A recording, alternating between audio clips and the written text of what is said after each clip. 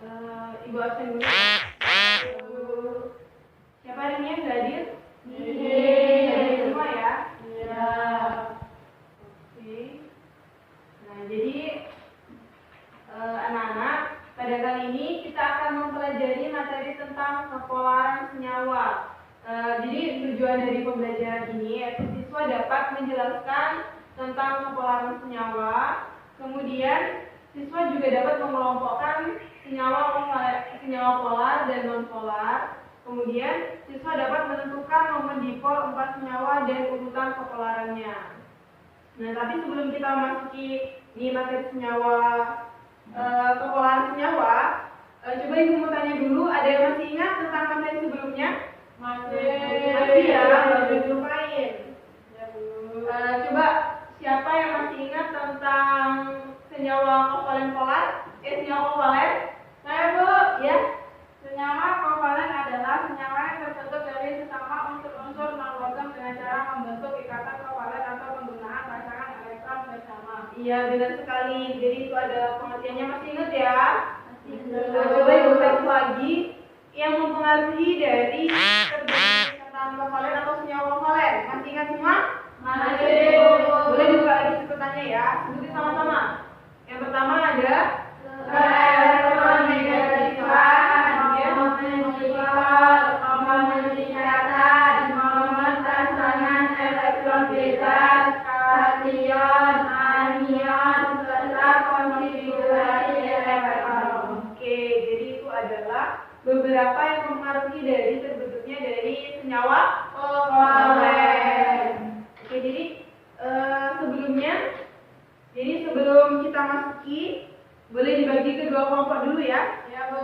Dibagi ke dua kelompok. Mungkin langsung aja. Ini kelompok 1, ini kelompok 2. Nah, sebelumnya dibagi dulu ketuanya, sekretaris sama moderator.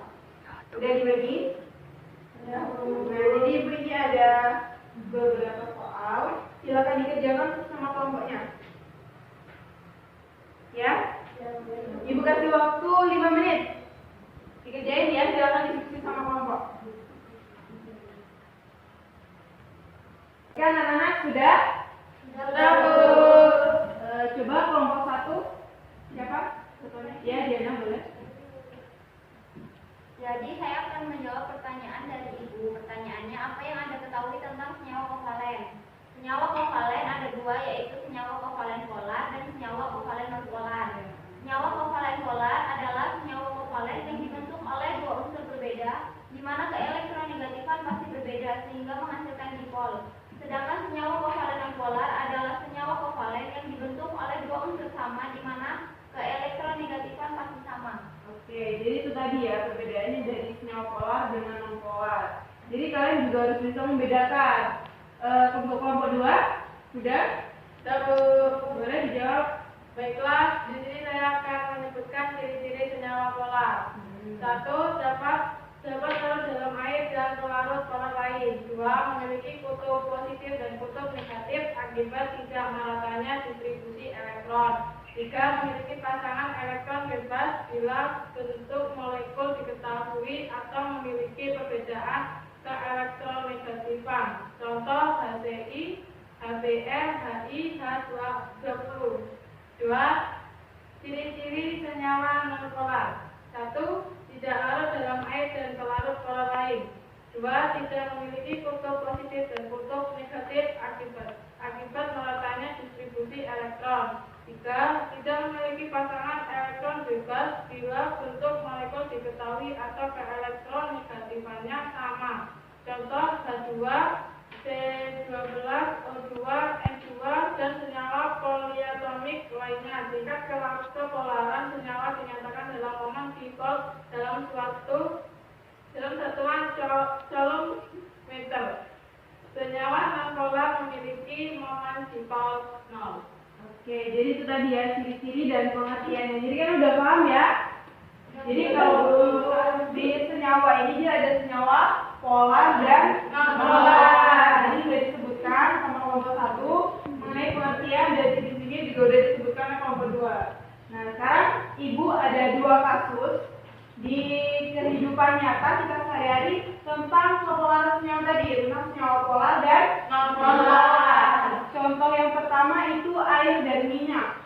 Ada yang pernah lihat air dan minyak? Pernah belum? Kalau disatuin dia bisa nyatu nggak? Nggak bisa ya. Coba ibu silakan kalian cari tahu kenapa air dan minyak kalau disatukan tidak bisa menyatu. Itu kasus pertama.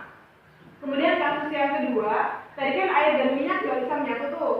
Nah, pernah nggak kalian nyuci piring? Siapa yang nyuci piring? Semuanya udah pernah ya nyuci piring. Apa ada yang nggak pernah? Ada. Ada, apa nggak pernah ya? Pernah Bu. Anak mama. Anak mama ya. Jadi ketika kita nyuci piring, saat piring apalagi kalau kita habis makan berlemak, makan rendang misal, kalau kita nyucinya nggak pakai sabun, pasti di piring itu masih berminyak, masih kotor ya. Nah, tapi ketika kita menggunakan sabun, pasti minyaknya itu akan hilang dan piringnya akan bersih. Benar nggak? Benar. Coba kita cari tahu kenapa bisa sabun mengakibatkan piring yang tadinya berminyak itu bersih. Padahal kan air dan minyak itu nggak bisa bersatu. Oke, dicari. Coba diskusi sama kelompoknya masing-masing. Oke, udah? Dua kelompok, kelompok satu, kelompok dua udah? Udah. Oke, coba yang kasus pertama tadi tentang air dan minyak. Siapa yang mau jawab? Udah ada? Saya Bu, ya? Karena air termasuk senyawa polar dan minyak termasuk senyawa non polar. Iya benar. Jadi air itu termasuk senyawa polar. Kenapa? Karena air itu kan apa singkatan H? Hidrogen. Jadi hidrogen itu memiliki kutub positif dan juga negatif yang air tadi, sehingga dia termasuk senyawa polar. Sedangkan minyak dia termasuk ke senyawa non polar, sehingga ketika air dan minyak disatukan dia tidak bisa menyatu. Nggak jodoh mereka berdua ya. Bisa dipahami? Bisa ya. Jadi ketika dipraktekkan ke dunia nyata kita juga bisa. Kemudian kasus kedua, ketika kita mencuci piring, kenapa saat diberikan sabun minyak di dalam piring tadi ketika dikasih sabun bisa bersih? Coba dari kelompok dua tadi udah, kelompok satu ada yang menjawab? Saya Bu. Iya. Karena sabun memiliki dua gugus, yaitu gugus hidrofilik dan gugus hidrofobik. Iya, benar sekali. Jadi sabun itu seperti ini gambarnya ya. 3. Oke, jadi sabun tadi memiliki dua gugus, yaitu gugus hidrofilik dan hidrofobik. Jadi seperti ini.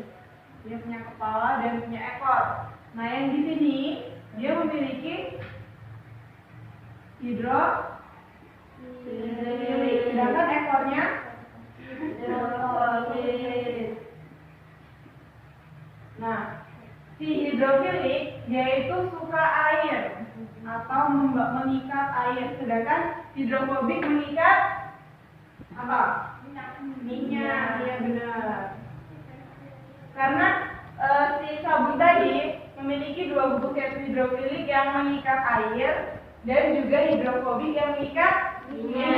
Jadi ketika sabun digunakan untuk mencuci piring, dia bisa mengikat kedua unsur tadi yang si air sama minyak. Jadi piringnya menjadi bersih. Oke, jadi semua udah paham ya? Udah paham materi tentang kepolaran senyawa. Tadi sudah dicontohkan di dunia nyata juga. Coba sekarang kita udah sampai di akhir pertemuan. Boleh tapi Ibu minta untuk satu yang menyimpulkan pertemuan kita hari ini. Siapa yang mau? Saya Bu. Iya Nafita. Senyawa polar adalah senyawa yang terbentuk akibat adanya suatu ikatan atau elektron pada unsur-unsurnya, sedangkan senyawa non polar adalah senyawa yang terbentuk akibat adanya suatu ikatan antara elektron pada unsur-unsur yang membentuknya. Beberapa senyawa ada yang larut dengan pengadukan, tanpa pengadukan, atau tidak larut. Pengadukan di dalam mengetahui kepolaran satu senyawa sangat mempengaruhi kelarutan suatu senyawa. Karena dengan melakukan pengadukan suatu senyawa dapat larut lebih cepat. Ada bahan-bahan yang tetap tidak larut setelah pengadukan, yaitu bahan-bahan dari jenis minyak tidak dapat larut meskipun setelah diaduk. Adapun faktor-faktor yang mempengaruhi kelarutan suatu senyawa yaitu suhu zat pelarut, volume zat pelarut, dan lama pengadukan. Oke, jadi itu kesimpulan dari materi kita hari ini ya. Ibu harap di rumah juga tetap dipelajari sehingga tidak lupa, dan juga jangan lupa untuk mempelajari materi selanjutnya agar bisa seperti tadi. Jadi kita akan selalu ada hubungannya dengan materi sekarang dan materi selanjutnya. Ya, mungkin itu saja ya yang dapat Ibu sampaikan.